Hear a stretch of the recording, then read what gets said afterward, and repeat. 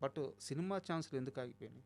అది మన ఇండస్ట్రీ వాళ్ళకే తెలియాలండి. హ్మ్. I'm ready. నేను ఏ క్యారెక్టర్ అయినా చేయడానికి ఉన్నాను. బట్ వాళ్ళంతా కొత్త వాళ్ళు కావాలి, అంటే వేరే రాష్ట్రం వాళ్ళు కావాలి అని వాళ్ళు పెట్టుకున్నారు. సో నాకైతే మన వాళ్ళు ఎక్కడ పోయినా అరే ఈ క్యారెక్టర్ మీరు సూట్ అయ్యేవాళ్ళు కదా, మిమ్మల్ని ఎందుకు పెట్టలేదు హ్మ్. అని చెప్పారు. కొంతమంది డైరెక్టర్స్ కూడా నేను డైరెక్ట్గా అడిగాను, హ్మ్. వాళ్ళ పేర్లు ఎందుకులేండి, బట్ అడిగా. "ఆ, లేదండి కొంచెం వేరే ప్రెషర్ వల్ల, హ్మ్. లేకపోతే వేరే రికమెండేషన్ వల్ల అలా అని చెప్పారనమాట. హ్మ్.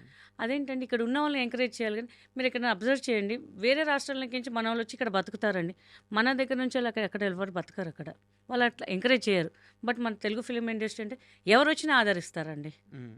నాకు కొంచెం అనిపిస్తుంది, బాధ అనిపిస్తుంది. ఏంది మన ఇంత టాలెంట్ పెట్టుకొని ఏదైనా చిన్న సినిమా అండి, బడ్జెట్ లేదండి, కానీ వాళ్ళు వేరే దగ్గర నుంచి అయితే తీసుకొచ్చి వాళ్ళ పెద్ద పెద్ద హోటల్స్లో పెడతారు, స్టాఫ్ని చూస్తారు, వాళ్ళ రెమ్యునేషన్స్ ఎక్కువ ఇస్తారు. హ్మ్. మళ్ళీ ఎందుకో మనకి కిందగా చూస్తారు మన సైడ్ మన వాళ్ళు. అది కొంచెం బాధ అనిపిస్తుంటుంది. ఇంకా గీతా సింగ్ రెమ్యునరేషన్ ఏమైనా చాలా ఎక్కువ? అస్సలు లేదు, బయట దాని మీద చాలా తక్కువ. హ్మ్.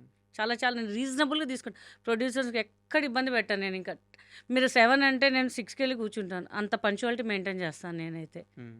ఈ ఇంటర్వ్యూ వచ్చే ముందు కూడా సార్ ఒక టైం చెప్పారు, దానికన్నా ముందు వస్తానండి. ఇక్కడ కాదండి కొంచెం మెల్లగా రండి మేడం అని చెప్పారు. హ్మ్. ఎందుకంటే మన కోసం ఎవరు వెయిట్ చేయొద్దండి, అది నా పాలసీ.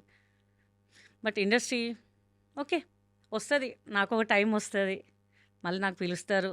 మా ఆడియన్సే చాలా బ్లెస్సింగ్స్ నాకు, వాళ్ళ బ్లెస్సింగ్స్ వల్లే నా ఇవాళ ఈ స్థాయికి ఉన్నాను అనుకుంటానండి. నేను ఖాళీగా ఉన్నా నో ప్రాబ్లం, నా ఇన్స్టా చేసుకుంటున్నా, యూట్యూబ్ చేసుకుంటున్నా, మంచి ఆదరిస్తున్నారు అందరు నన్ను. హ్మ్.